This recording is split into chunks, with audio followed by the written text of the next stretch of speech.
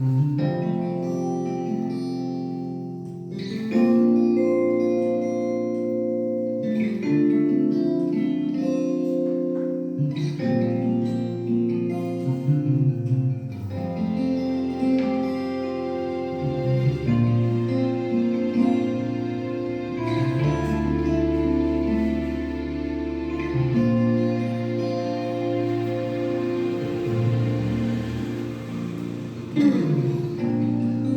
encontro explicação, não entendo o porquê.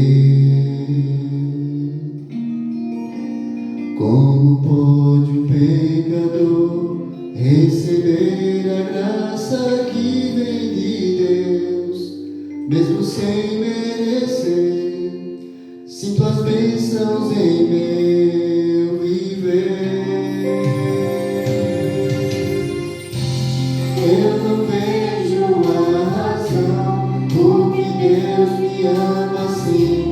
O meu coração é duro, sou escravo, não sou ninguém, não consigo entender o porquê do seu amor. Mesmo sendo quem eu sou, Ele me ama, estende as suas mãos, dá proteção, Ele me abraça, não há razão. Não encontro explicação, não entendo o porquê. Minhas decisões a ser sempre ferem as vontades de Deus, mesmo sem merecer. Sinto as bênçãos em meu viver. Eu não vejo a razão por que Deus me ama assim. O meu coração é duro, sou escravo, não sou ninguém, não consigo entender o porquê do seu amor. Mesmo sendo quem eu sou, Ele me ama, estende as suas mãos, dá proteção, Ele me abraça, não há razão. Quando fraco eu me sentir, eu sei que Deus enviará sua força e poder. E até mesmo que hesite a minha fé, o meu Deus nunca irá me abandonar.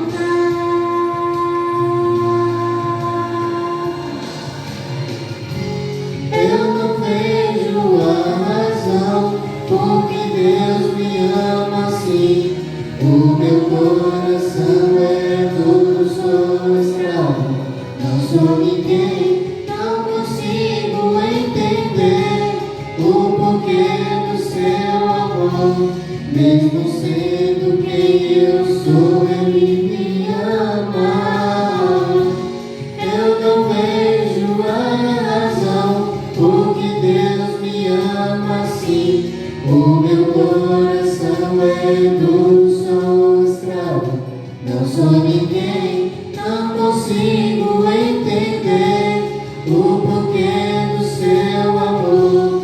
Mesmo sendo quem eu sou, Ele me ama, sente as suas mãos, dá proteção, Ele me abraça, não há razão. Amém. Amém.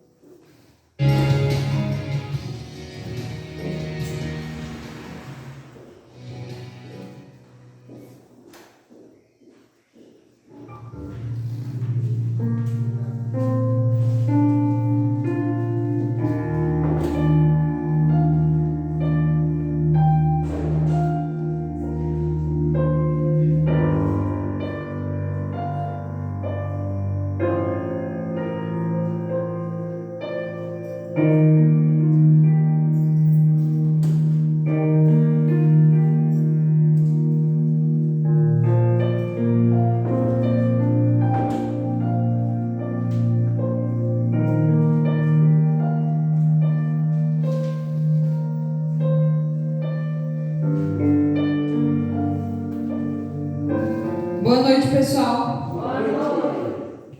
Tudo bem com vocês?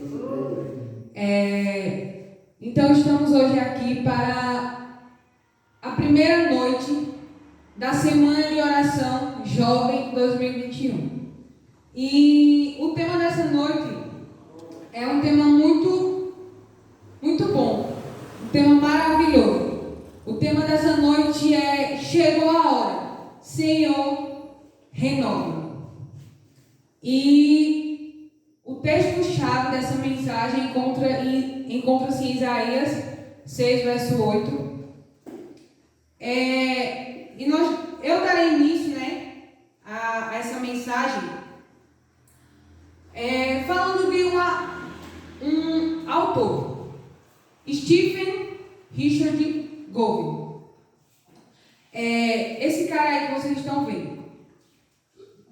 Em seu livro, Os 7 Hábitos das Pessoas Altamente Eficazes, esse autor ele relata uma experiência que ele vivenciou no metrô de Nova York. Covey conta que certo dia ele entrou nesse metrô e o metrô estava cheio de pessoas, as pessoas estavam tranquilamente, provavelmente iam para os seus trabalhos, estavam tranquilas, alguns liam jornais, estavam ali, tranquilos. O ambiente era um ambiente tranquilo, de paz. Então, entrou um senhor com seus filhos, e os filhos desse senhor, eles começaram a bagunçar aquele local, a jogar coisas, a pegar jornais das pessoas. Começou ali uma desordem, uma desobediência. E Stephen Covey, ele ficou observando o comportamento daquelas crianças e ele ficou se perguntando, por que o pai não fazia alguma coisa para impedir, aquele comportamento ruim daquelas crianças. Então, de repente, o Stephen se levanta e vai conversar com aquele homem e perguntar para ele por que ele não impede, por que ele não tomava atitude em relação aos filhos. E aquele pai, aquele homem que estava ali naquele metrô, com os olhos fechados, ele diz o seguinte: que nós acabamos de sair do hospital e a mãe deles morreu. A mãe deles morreu, faleceu. E eu não sei o que pensar, eu não sei o que dizer. Provavelmente as crianças também não estavam sabendo lidar com aquela situação. E Covey fala que aquilo mudou a forma dele sentir, agir e pensar. Então, nessa noite, nós vamos falar de alguém que teve um encontro com Deus e teve uma visão de Deus. E esse alguém mudou a forma de pensar, agir e também de sentir. A Bíblia apresenta a história de um homem que foi transformado completamente quando ele renovou a maneira como ele via Deus. Então, esse homem, sobre o qual nós iremos aprender hoje, mais um pouco sobre ele, ele renovou a maneira que ele via Deus. Eu estou falando do profeta Isaías. Segundo a história, o profeta tinha uma visão especial sobre Deus. No entanto, antes de analisar a visão que mudou a vida de Isaías, permita-me contar um pouco sobre o livro de Isaías. O livro de Isaías é um dos livros mais interessantes de toda a Bíblia. Bíblia em miniatura. Por quê? Porque o livro de Isaías ele tem 66 capítulos e ele é dividido em duas grandes divisões. E a primeira grande divisão do livro de Isaías ela é dividida em 39 capítulos. Como a Bíblia, né, o Antigo Testamento tem 39 livros. E a segunda divisão do livro de Isaías tem 27 capítulos. Como a Bíblia, no Novo Testamento, tem 27 livros. Então, esse livro é considerado a Bíblia em miniatura. Mas você sabe qual é a coisa mais interessante do livro de Isaías? A coisa mais interessante do livro de Isaías é que é o livro que mais fala sobre Cristo, sobre Jesus. Esse livro fala sobre o nascimento de Jesus, sobre a família de Jesus, sobre a unção de Jesus, sobre o caráter de Jesus, sobre a mansidão de Jesus e também fala sobre a morte, sobre a ressurreição e sobre o reino glorioso. Quando você lê o livro de Isaías, você encontra a pessoa de Cristo. Porque todo o livro de Isaías fala muito sobre Cristo. Toda a Bíblia. Mas esse livro é um livro que fala muito da pessoa de Cristo. Em cada uma das páginas. Mas sabe uma coisa? Quando Isaías escreveu este livro, o povo de Deus não estava vivendo em uma situação muito boa. As pessoas haviam se afastado de Deus e estavam sofrendo por causa disso. Não é? Quando nós nos afastamos de Deus, consequentemente nós sofremos por causa disso.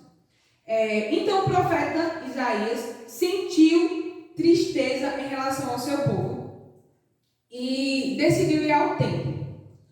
Ele decidiu ir ao templo, conversar com Deus e tomar a decisão de apresentar cada povo, de apresentar os problemas que o seu povo estava vivendo, né? Vivenciando. Ali no templo, Isaías teve uma visão. E essa visão mudou completamente a forma como Isaías começou a ver Deus. Então, nesse exato momento, eu convido a todos para fecharmos os olhos, porque antes de nós lermos o texto sagrado, nós vamos pedir a orientação divina. Querido Deus e amado Pai, nós te agradecemos por estarmos aqui, na tua santa casa de oração, e te pedimos, Pai, a orientação do teu Santo Espírito. Pedimos que o Senhor use a tua serva, que ela não fale de si mesma, mas que ela fale inspirada pelo Senhor. Guia, Senhor, cada um de nós ao entendimento que o Senhor quer que nós tenhamos. Som dos nossos corações, que o nosso coração seja bom solo, que dê bons frutos, e que a semente brote, cresça e dê frutos e muitos frutos. Também, Pai, eu te peço que o Senhor seja com cada um que está aqui e também com aqueles, Pai, que irão ouvir essa mensagem através dos meios de comunicação. Venha abençoar, em nome de Jesus. Amém. Então eu convido a todos para abrir as vossas Bíblias no livro de Isaías, capítulo 6. Nós vamos ler o verso do verso 1 ao verso 4. Isaías 6, do verso 1 ao verso 4. Amém? Amém. No ano da morte do rei Uzias, eu vi o Senhor assentado sobre um alto e sublime trono, e as abas de suas vestes enchiam o templo. Serafins estavam por cima dele, cada um tinha 6 asas, com 2 cobria o rosto, com 2 cobria os seus pés, e com 2 voavam. E clamavam uns para os outros, dizendo: Santo, Santo, Santo é o Senhor dos exércitos, toda a terra está cheia da sua glória. As bases do limiar se moveram, a voz do que clamava, e a casa se encheu de fumaça.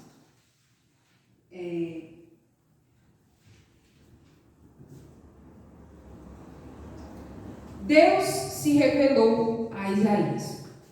Aqui nesse texto, nós lemos, no texto bíblico, que Isaías teve uma visão. Ou seja, Deus se revelou a Isaías. E essa revelação mudou completamente a vida de Isaías. Quando ele teve essa maravilhosa visão, eu vou deixar o próprio profeta responder, qual foi a experiência, que ele teve. Qual foi o sentimento? Qual foi a reação? Se nós continuarmos lendo, Isaías vai dizer o seguinte: então dos serafins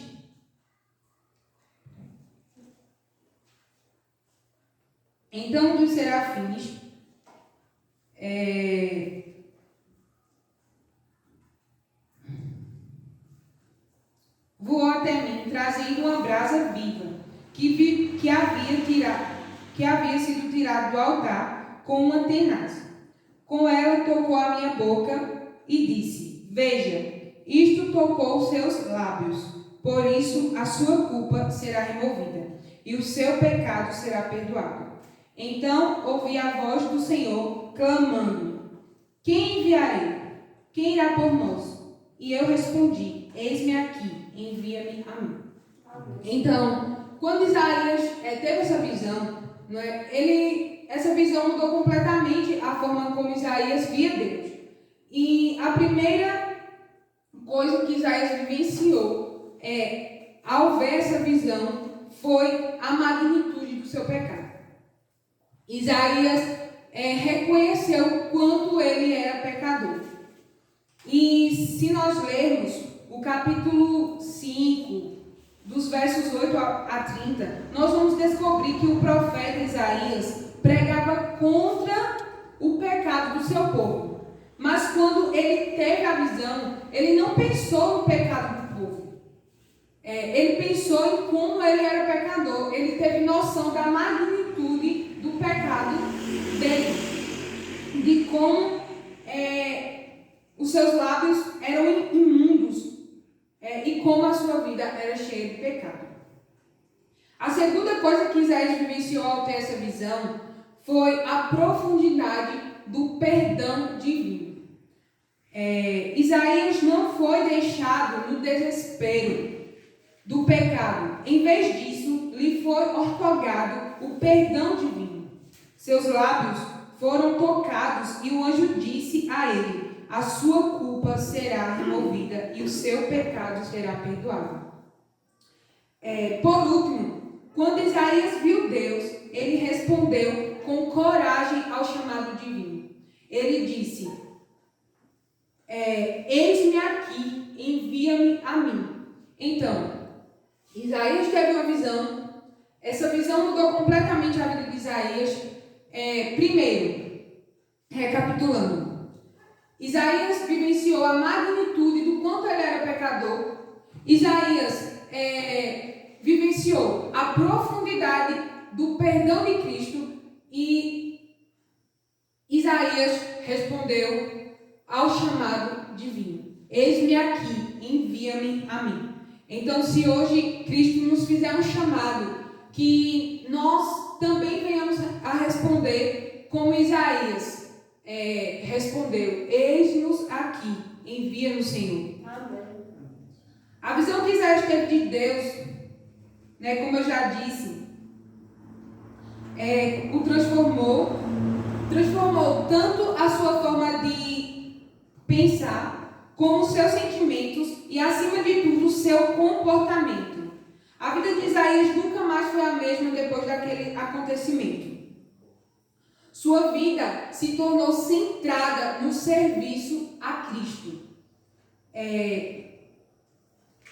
Isaías estava disposto a dar a sua vida como sacrifício ao serviço de Deus. Sendo já velho, o jovem profeta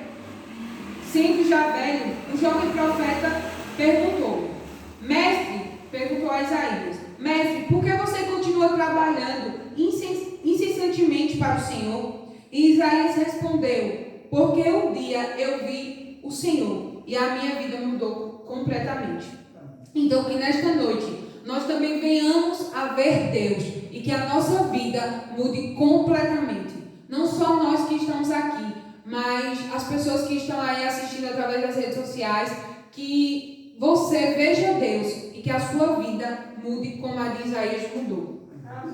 A história do profeta e seu encontro com Deus nos ensina que quando temos uma visão de Deus em nossa vida, jamais seremos as mesmas pessoas de novo. Nossos pensamentos irão mudar, nossos sentimentos irão mudar, nossa forma de agir irá mudar. Jamais seremos estáticos, confrontados com o chamado do Senhor, estaremos sempre disponíveis para responder: eis-me aqui. Então, quando nós temos um encontro, quando nós temos uma visão, essa visão nos dá força para mudarmos em todas as áreas da nossa vida e a responder com firmeza ao nosso chamado. Por muito tempo, eu me perguntei: por que alguns crentes são ativos na igreja, na casa do Senhor, e outros não são? Pode passar o slide. E a resposta é simples. Com essa alegoria que eu vou fazer, vocês vão conseguir compreender a resposta para essa pergunta.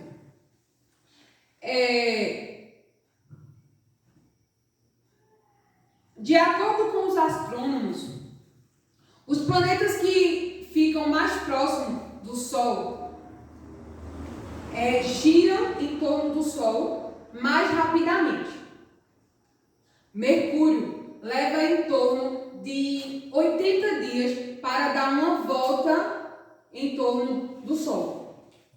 Já Júpiter, que fica mais distante, ele leva nada mais, nada menos que 12 anos.